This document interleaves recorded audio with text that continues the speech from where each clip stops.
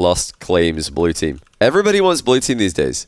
It's really quite interesting that everybody in the Rocket League scene wants blue team.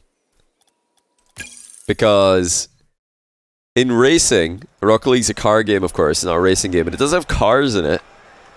In racing, everybody thinks, you know, and it's kind of known that red goes faster. And red is, of course, a color more associated with the orange team in Rocket League. So you'd expect everybody in Rocket League to want the red team because red goes faster. And you want to be fast in Rocket League. But no, everybody in Rocket League wants the blue team these days. We've got Lostt in the blue team. He claims it first. And Yan will have to settle for the orange team. Blue team did have a massive win rate in the Winter Major, which is interesting to note. Yeah, they did win the majority of the matches throughout the tournament. But some people, you know, you might be, you know, wondering, is there really something to that? But I believe in RLCS at the moment, the color that teams are given is just purely to, you know, closely represent what their logo color is. And yeah, right now with Karmine Corp doing so well, their logo is a little bit more on the blue side, so they're always blue team and they're winning all the time. Then you got, you know, teams like Dignitas at the major, they're a bit more of an orangey logo and they lost other games. So it could just be that the teams with the bluish logos are doing better at the moment than the teams with the orangey logos. That's my best guess. Yeah, everybody in ones definitely wants blue team. But look at this for Lostt. Big inside kickoff, big win to go up 2-1.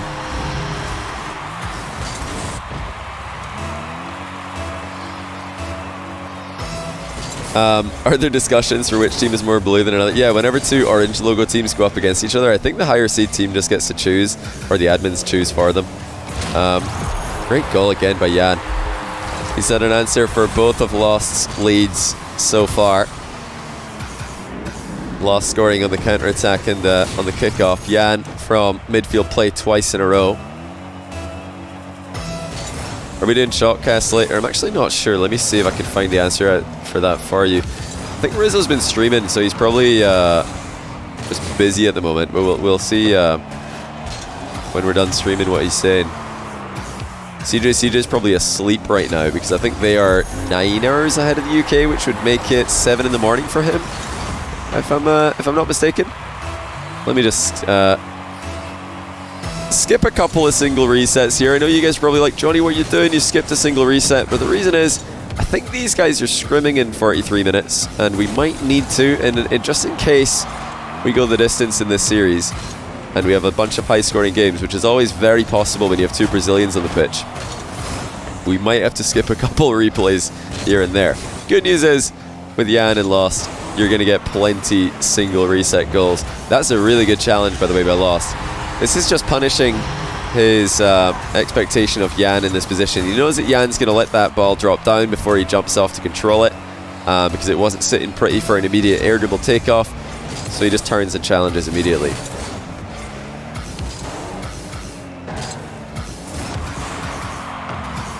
That's a key bump by Lostt. He missed the ball, got outplayed. Crucially, got a bump on Yan, who was trying to counter his pre-jump by going over him for the double. Don't know if Rizzle will release some of the pre-recorded Chalkcast. Yeah, there's going to be more news in the Chalkcast coming to you soon. Like I said, I've been away. I think Rizzo was, yeah, he was away for the draw tournament that he ran with JamesBot at JamesBot's place. So we've kind of just been busy in real life, but yeah, this week we'll absolutely have something for you guys. If not a live episode, then definitely some updates to look forward to. I just still think about what we're watching right now to give you guys some context on Yan vs Lostt that I realized I talked about before the portion of this stream, which will probably have made it into the video. Lostt is a bit of an unknown. Oh, what a recovery that is. Oh, he's a bit of an unknown in 1v1, I was going to say. But for the 3v3 viewers and for the long-time viewers and fans of the Sam scene, you'll know that this guy is just an incredible Rocket League talent. That's a brilliant recovery. Going to flip reset on Yan's car to score before Yan could retreat. And now it gets countered in the kickoff. Looks like Lostt was going for something of a slow kickoff here. I looked away briefly. Did he try and delay this?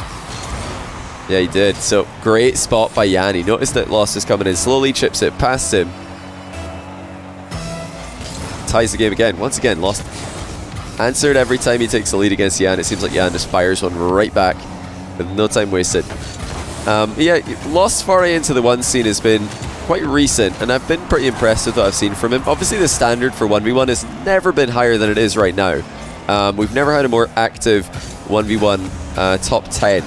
It's like, it seems like all of the top 10 in ones are somewhat active, have played, you know, once or a couple times, or even, you know, multiple times recently.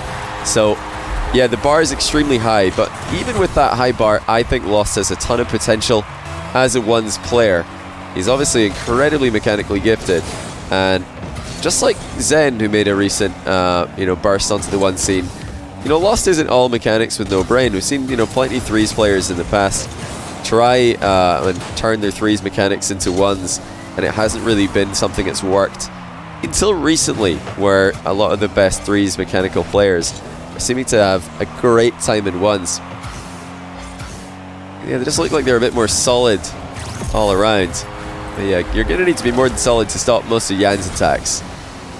You know, that's a little intro into Lostt for those of you who aren't as familiar with him. Super exciting player. These guys, Furia teammates. One of the most mechanical teams in the world. I think possibly the most mechanical team in NA RLCS. That might be a bit of a hot take, but I think these guys might be just that good. Oh my word, Yan is putting up a clinic. He is just making a highlight reel. And this is what he's been doing recently.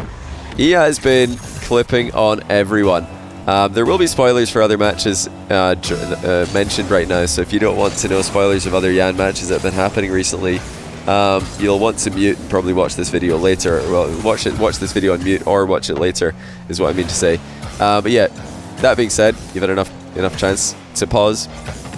Yan, yeah, he's beaten AJ, beaten Knapjack, beaten Moxie in the past week. That is a great streak of wins, and he's done it in style. He's looked phenomenal. He's looked like he's right back to his best.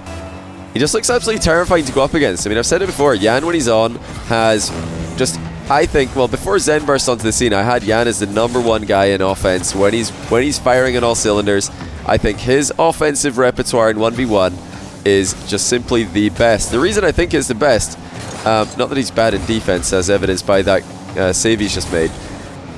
Yeah, it's not just because he's got the highly, you know, stylish plays, like the single reset plays, double reset plays, the aerial plays. He's got all that, obviously, but he's also got a world-class physical game. His air dribble bump is terrifying, and I think the combination of those two things, the fact that his aerial game is so good, and the fact that his physical game is so good, and then you combine that with the fact that he's also just got a deadly ground game as well. He is one of the most all-rounder, you know, well-rounded, I should say, players in 1v1 offense, and I've yet to see anyone who can really stop him when he's firing in all cylinders. You know, recently with Zen and Naupo both popping off, I think you've got a clear top 3 for me for just peak offensive power. Those are the guys who I think, yeah, when they're on, are just not, it's not possible to defend them. And then you've got other guys like Daniel, who are, you know, right up there as well. But I'd say, I've said it before and I'm sticking to it. You know, if Yan's a 10 out of 10 offense player, if Zen is a 10 out of 10 offense player, if Naupo's a 10 out of 10 offense player, I think Daniel's a 9.5, but I think Daniel just has better defense than all three of them. So that's where he's able to, you know, compensate and just, you know, be absolutely at that very highest level, like Zen, Yan, and Naupo also are. So that's just my opinion. I know it's a very controversial topic. Whenever I say that Daniel's 0.5 lower rated than anyone in anything, I get a bunch of angry people. But yeah, that's just the way I see it. I think Daniel's defense is just incredible. You know, if you want evidence of that, watch Daniel versus Roas in the most recent playoffs of Rule 1v1 Invitational that I just did.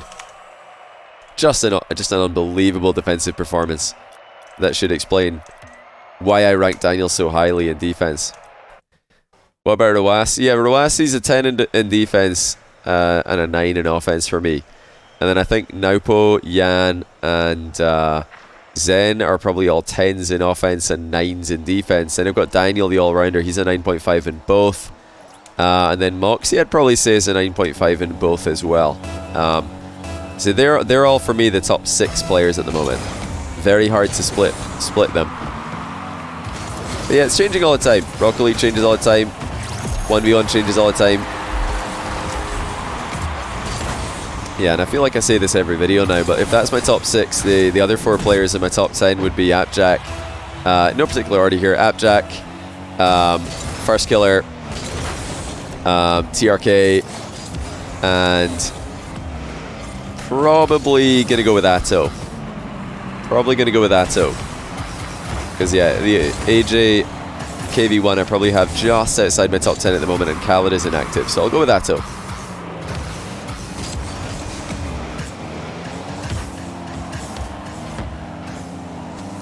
Now let's talk about, win conditions for Lostt, just for a bit here. You got to ask yourself, if you're the underdog in a ones match, and this is something that I've seen a lot recently, players like Evo when they run into Daniel on farm, you got to just ask yourself, am I going to beat this guy based on him making mistakes? And in this kind of matchup for Lostt, the answer is no, you're not. Yan is not going to make enough mistakes for you to just wait and counter him. You're going to need to go full send this match if you're going to beat Yan today. He is just too good. As he puts in another banger. Slotting a rebound from close range after air dribbling from distance. Of course, he's air rolling the entire way to disguise his intentions. Yeah, in this match, I think Lost's best way to win would be... Oh, he lost the race to that boost. That's unfortunate. Yeah, he's just got to send it. I think you've just got to really accept the challenge that Yan's thrown your way. That's a great try there by Lostt. The double reset. Yeah, Yan in the tail end of game 1 there. It was back and forth, back and forth. 1-1, 2-2, 3-3, 4-4. But then Yan just ran away with it. He was just putting goals in. And I don't think Lostt is going to defend enough Yan goals and counter him enough to beat Yan today, at least. Just trying to capitalize on overextensions. He's going to need to try and push the limit of what he's capable of. And obviously he's capable of great things. Yeah, he's going to just need to throw caution to the wind and, take a couple risks himself. That's a well-worked goal now. Lostt picking up on an awkward Yan overhead clear attempt. Yan just not reading his own backboard perfectly.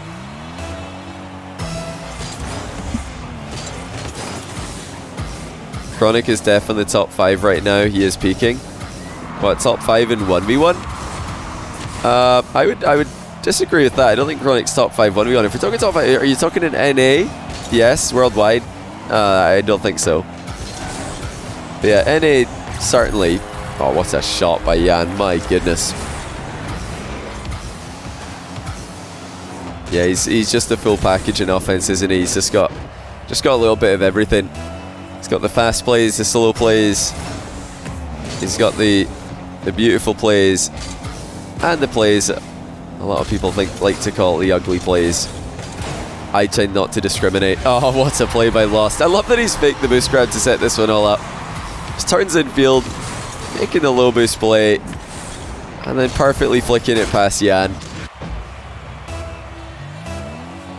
Somebody else in chat as well, I think, just said Khaled has fallen off. Well, with activity, the thing is you don't really know where someone's at. So, when I don't know where someone's at, I just, what I like to do is just rank them, gradually lower and lower over time.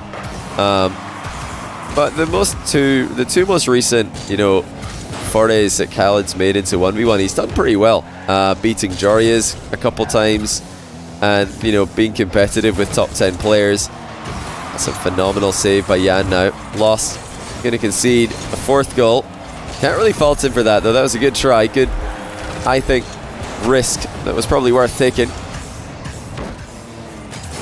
The thing about Khaled, the reason I'm hesitating to say that he's fallen off in ones, I don't think you can jump to that conclusion with Khaled, because he's always been one of the more consistent players at beating the players below him, and recently, you know, past year or two, he's struggled with beating the very, very top tier guys, like Rawas, but he's consistently beaten everybody that he's supposed to beat. So, and they, you know, also had some pretty cool wins as well. He beat AJ, of course, at the World Championship. They ran a show match, Khaled versus AJ. Khaled won it. You know, he beat Luis when Luis is definitely playing very well last year. Beat Jorias a couple of times more recently. So, you know, he's got some wins just here and there. He's got a couple wins. Oh, that was a bit risky. It has not worked out for Yan. Tries to keep possession. That was a bit greedy. What Yan's idea is here is he's trying to fake hitting the ball into that corner where Lostt is sealing the boost and then actually take it to the other one. But instead he just puts it in the bottom corner of his own net. Bit too greedy there. Probably should have just conceded the possession and accepted the fact that, yeah, Lostt has done a good job there. I cannot collect it safely. Now he's actually overextended. Well, Lostt is going to pull it back to 4-4. Yan playing for the boost steal when Lostt can simply control it and walk it into the back of the net.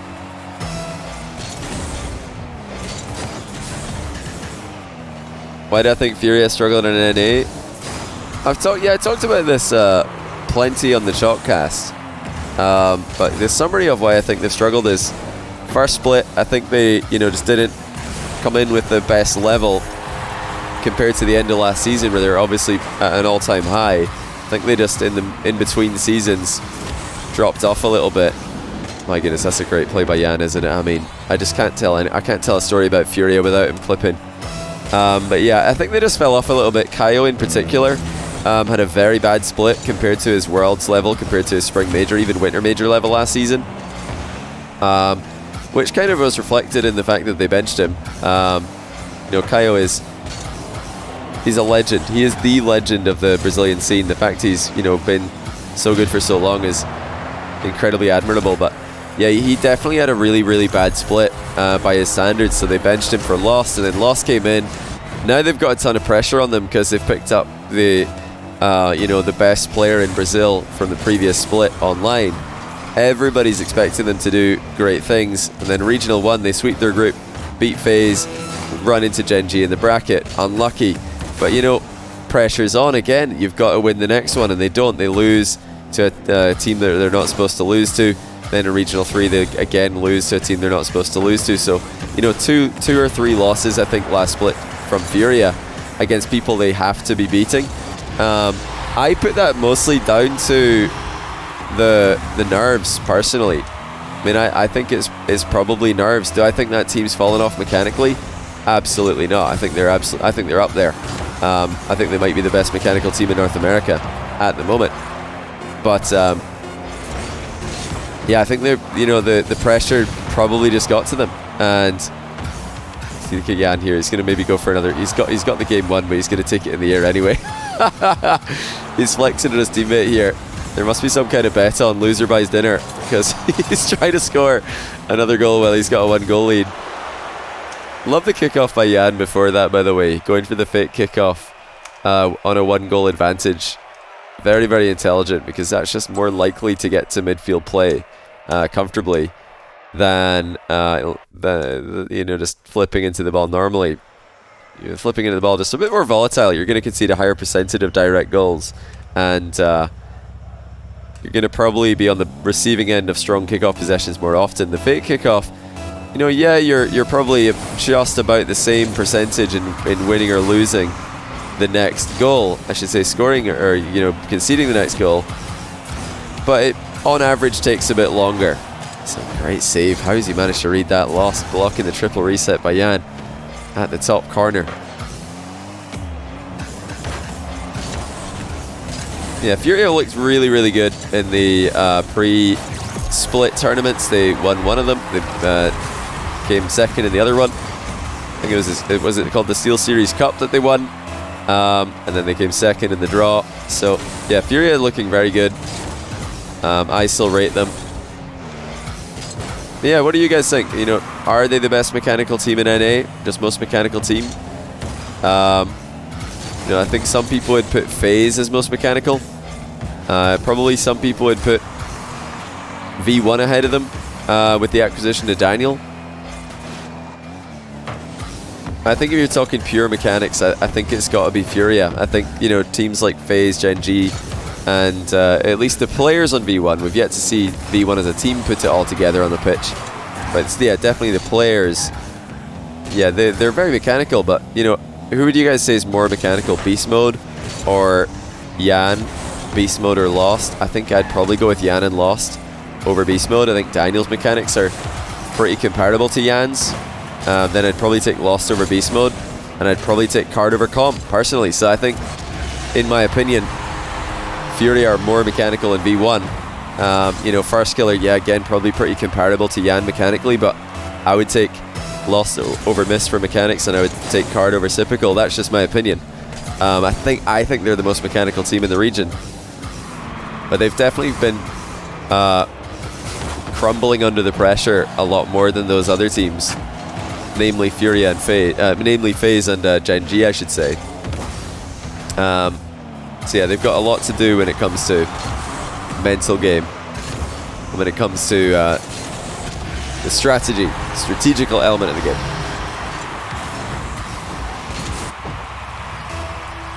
And some people are going to probably think that that's really disrespectful, saying that Lostt is better mechanics than Beast Mode, but I think Beast Mode's mechanics are world class. You know, he's a phenomenal mechanical player, but I mean, Lostt is just kind of crazy mechanically, especially when it comes to threes mechanics. This guy's he is just ridiculous. So yeah, I personally would say Lostt is more mechanical. I think Beast Mode is, you know, better strategically, and I think he's been more consistent as well. So I think Beast Mode is a better player than Lostt, and has been for pretty much the entire time that Lostt has been in the scene and a known name in the scene. Beast Mode has been a better threes player, but yeah, pure mechanics, I would take Lostt myself. I'd take Beast Mode as a better player, but Lostt is a better mechanical player.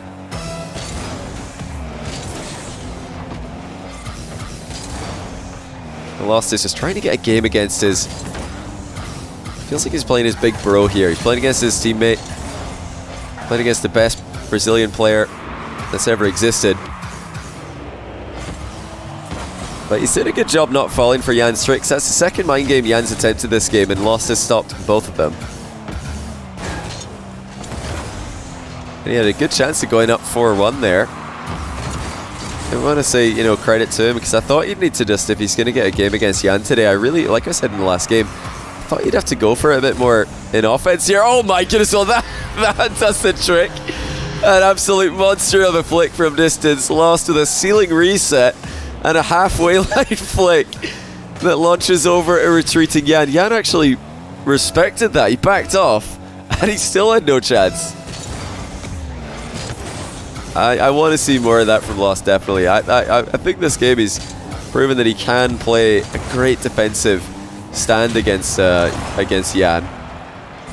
But yeah, I do still want to see him just full send just a bit more in offense. You know, just get Yan worried a little bit more, because I think the times when Yan looks beatable in ones is when he's a little bit scared of what his opponent's capable of. When he's up against a Daniel who's peeking, when he's up against a Zen who's peeking.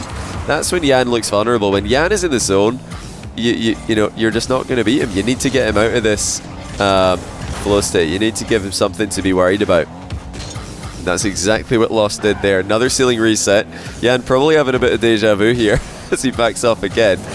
And this time Lostt decides not to flick as the ball was sitting a bit too low, and he gets crushed in the following 50-50. Yeah, you got to make him second guess himself every now and then. God Noob, thanks for 21-month Prime, by the way. Carjack, thanks for 6-month Prime and 3-month Tier 1 from Ghetto Pamplemousse.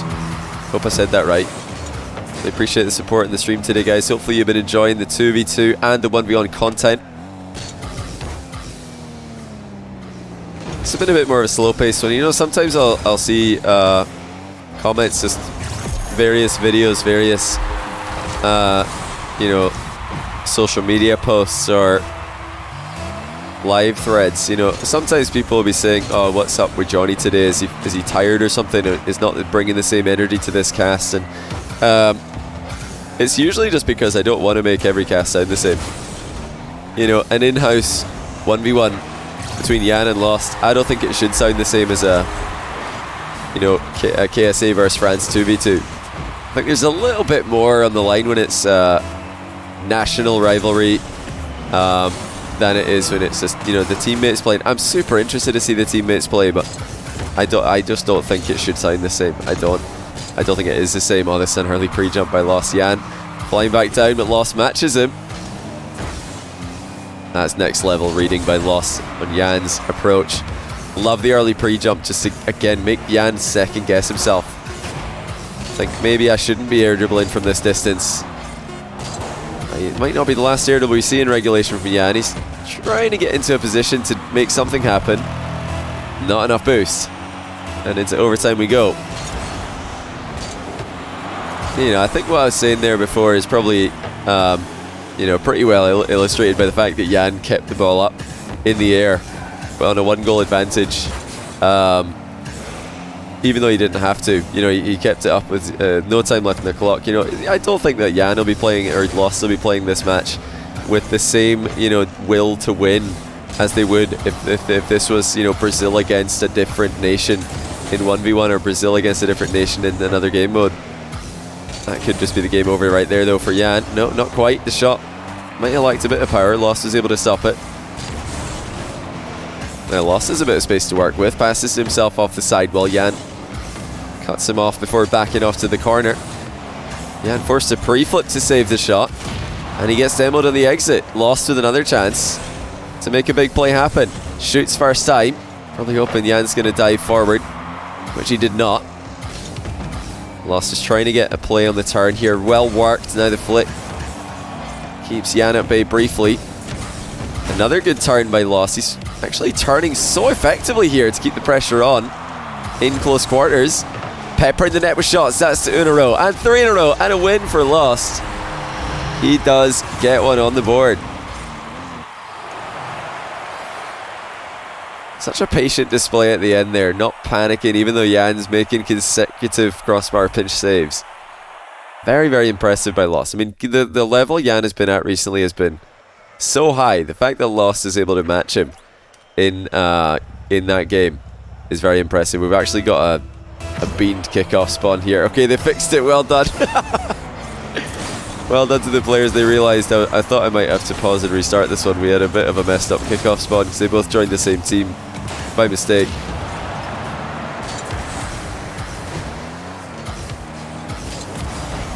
Oh, beautiful fake by Lostt. He's managed to do exactly what I was talking about in the last game. Just get Yan to panic every now and then. You know, make him think twice about just full pitch air dribbling and going all in every play. You know, make him hesitate on a rush challenge every once in a while, because yeah, when you can get Yan to think you've got a chance, and that's what Lostt is doing right now. Yan rattling the crossbar there. I don't think Lostt really had any idea how to save that one, but he didn't have to. Look at the early pre-jump from Lostt again as he tries to track Yan the entire distance. This one not possible as Yan slots it past him with a mid-range flip reset. All about placement there. Lostt hovering directly between Yan and the goal. It's actually kind of crazy when you think about old age 1v1 matches. Whenever somebody just pre-jumped, it would be considered trolling. It would be considered a player who's playing on tilt if somebody pre-jumps like this. But these days, it's not only part of the meta. It's not just something that players do every now and then. It's something that's become just a bread and butter defensive strategy against players who love to air dribble. Oh, this is brilliant by Lostt. Oh, what a little sequence that is. Starving for boost, but still able to come out on top. That's going to be an underrated touch by a lot of people who are only watching for the highlight moments. Oh my goodness, he's actually bumped Yan away from an open net as well. I mean, talk about playing well with low boost. Lostt, who is known to be one of the highest boost consumers in the entire Rocket League world, is playing so well on a low economy right now. And I really mean that. I mean, when you look at boost consumption per minute, RLCS stats, Lostt is way, way up there. He consumes so much boost. You know, a lot of that is part of his gameplay, just being supersonic all the time, keeping his opponents boost starved as much as he can. But he has received some criticism from his peers and from certain analysts saying that it's not going to work because he just uses too much boost. And I don't think it's as simple as that. You know, some people in the scene think that, you know, in order for a player like Lostt to function, great flick by the way, phenomenal flick. You know, some people subscribe to the idea that in order for a player like Lostt to function on a team, one of his other teammates needs to take a back seat when it comes to picking up boosts and just let Lostt take all the boosts by himself. And you need another player to just be a low boost player. I don't really think that's I don't really think that's how it works personally. You know, in my opinion, I think every player needs to be able to, you know, play at top speed, and every player needs to be able to play at low boost, slow speed. Every player in Rocket League needs to be able to do everything if they're going to win. That's such a convincing fake by Lostt, by the way. Oh my goodness. When you look at Yan's POV, you really see how easy it is to fall for a play like that. Oh, Yan's actually not going to get the back corner boost. In fact, he's not going to have a car to defend the next play. Lostt decides to go for a slower pinch on target, though, as his first touch kind of got away from him. Yeah, Lostt is just playing such a good controlled style here against an in-form Yan, and he is making it work. This is something no one's been able to do recently. He is containing the uncontainable.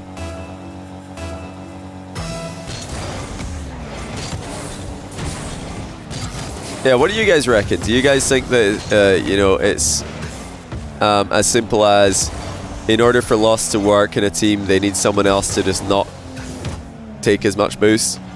I don't think so personally. Type 1 if you think that that's the solution, is you need a very low boost consuming player. I don't really think that's the solution. For me, the solution is just for Lostt to become more comfortable playing on low boost, because sometimes it happens. Even if you are a player who wants to play fast and wants to take all the boosts away from your opponents and wants to play supersonic as much as possible, you're going to be boost starved at some point. At some point you're going to get demoed and you're going to respawn with no momentum. And the back corner boosts are both going to be gone. You know, is that the fault of your teammates? You didn't leave the boost for the 100 boost player? I don't think so. I think you've just got to get comfortable in any position in Rocket League. I think everyone in Rocket League needs to be an all-rounder. Everyone in Rocket League right now needs to be able to solo play, able to team play, able to defend, able to attack. It's like the best Rocket League teams, I think, are going to be the teams who are just comprised of all-rounders, who can do it all in any position. Oh my goodness, what a counter-attack by Yan. That is unbelievable power. Off the back corner as well. Look how much power he gets on that last touch. Oh my goodness. That is crazy to get that much. That's just 3-touch air dribble and he's just banged it into the net from a very awkward position. I said this the other day. I think the more Rocket League you watch, the more of an appreciation you gain for just hard hits on the ball. That was a hard hit on the ball. And here's another one. Yan from 5-2 down, right back to 5-all. Lostt trying to switch up the timing of his challenges here. A couple of early ones in a row. Yan's just slammed it past both of them. Same idea here. Now what's Lostt going to do in defense? He dove last time, it didn't work. Now he's going to just sit back and try a bit more of a passive play. And wow, what a play that is. Yan went for the demo to counter Lost's more defensive approach, and Lostt dodges right through it.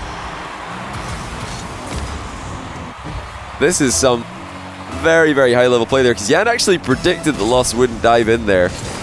Went for a counter strategy, tried to demo the sitting duck that he had in front of him. Lostt managed to dodge right through the demo. Or rather the bump, because obviously you can't dodge through a demo. A demo's a demo, but you can dodge through a bump though.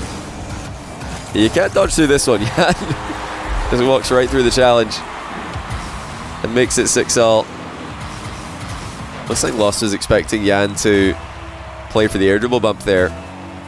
It's really the only reason that you would jump in that position is either, well, I mean, if you're against Moxie, fair enough, you might expect to flick and just jump in that position as well. But I think for Yan, he's so known for his air dribble bumps on straight dribbles that Yan is Lostt is probably expecting an air dribble bump there, jumps to, you know, preempt it, and then Yan just dribbles the ball under him. So looks a bit silly from Lostt POV on that one, but more than likely he's expecting an air dribble bump, and he might be expecting one here as well. Yan has the reset, and he did go in front of the ball for the bump. Now Lostt trying to make the 0-second play happen. I think he's got it. Lostt is going to send us to game 5. He defends another air dribble bump, this one off the back of a reset, and keeps the ball up in the air. That is unbelievable.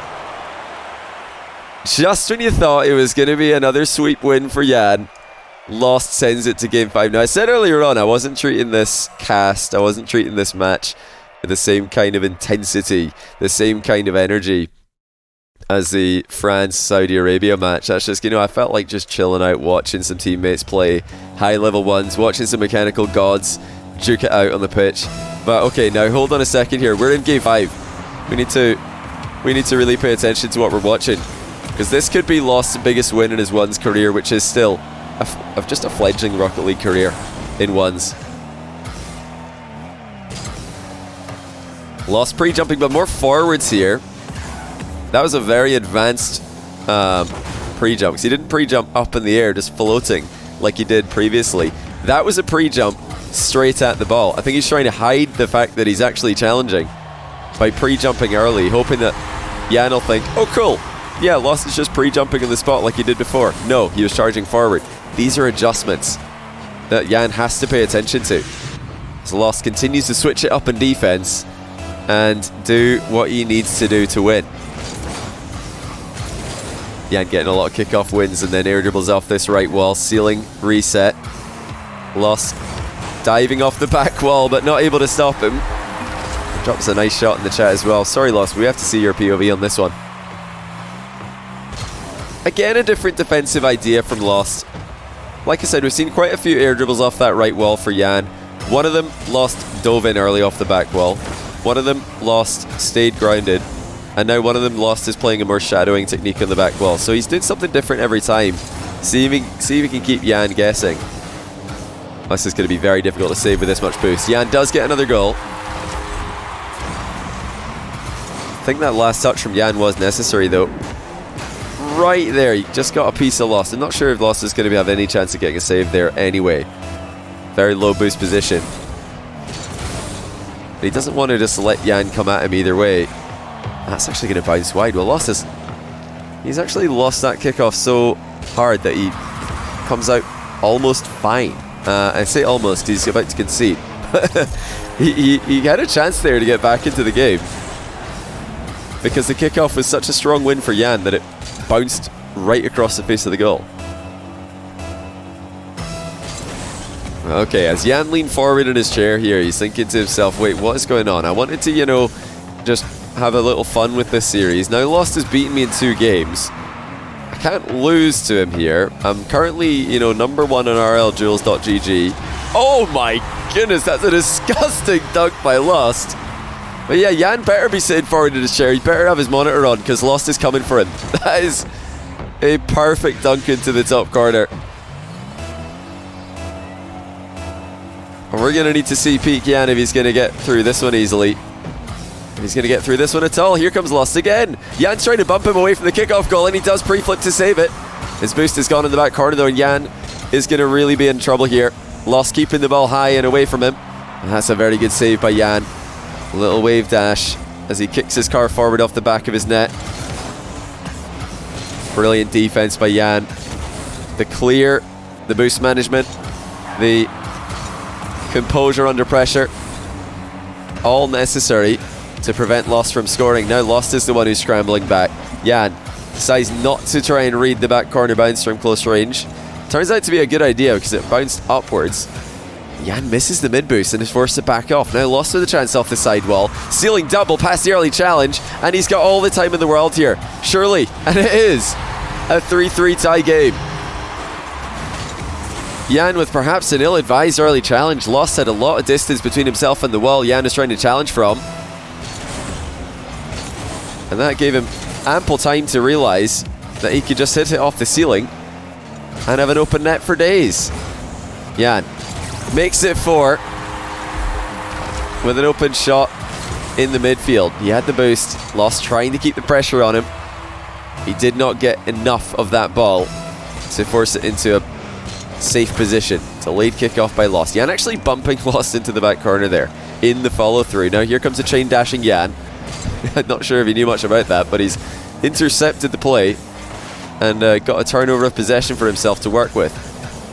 Gonna need to use a lot of boost in this one though, as he loses control with the first touch. Lostt challenges successfully and ties the game. Now there's a mistake from Yan with an air dribble. They are few and far between, but Lostt was ready for it.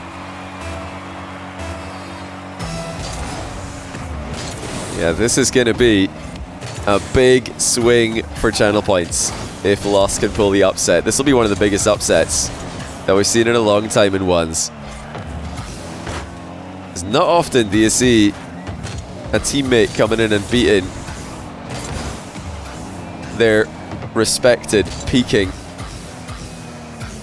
one's expert like this. I think the only time I can remember it happening was Chicago beating Dries. But correct me if I'm wrong. Maybe there's another example I've forgotten.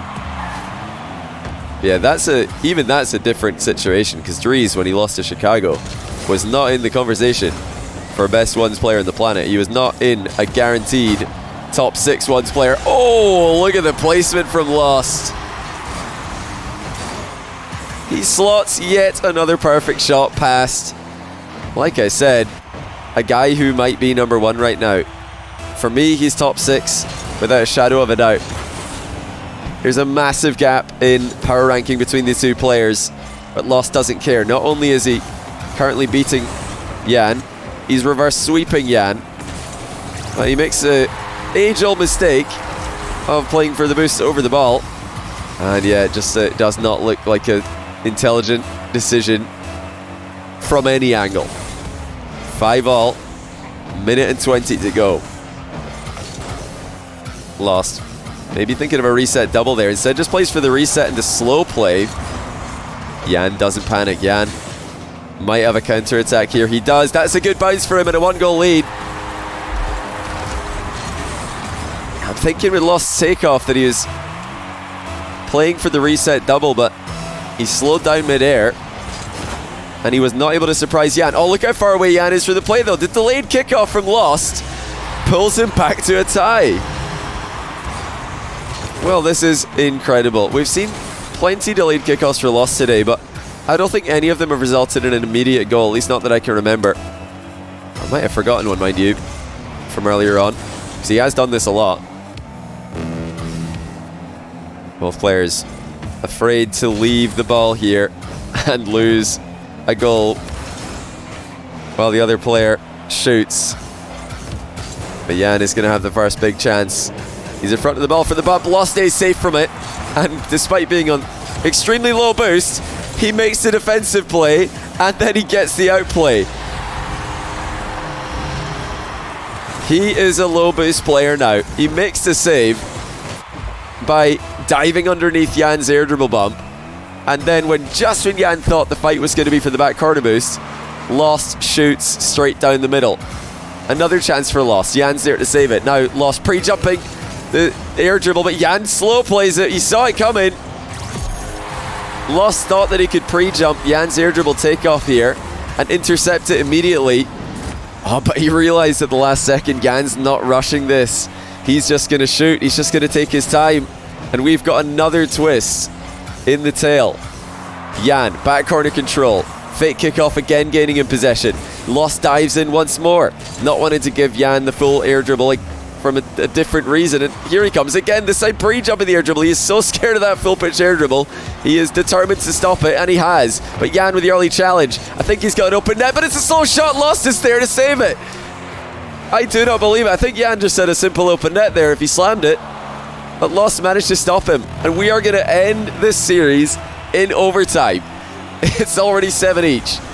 Who's got the ice? Another delayed kickoff for Lostt. No goal this time. In fact, it's going to be Yan's ball. Ceiling approach with a backboard double, but he backflips. Yan has choked it.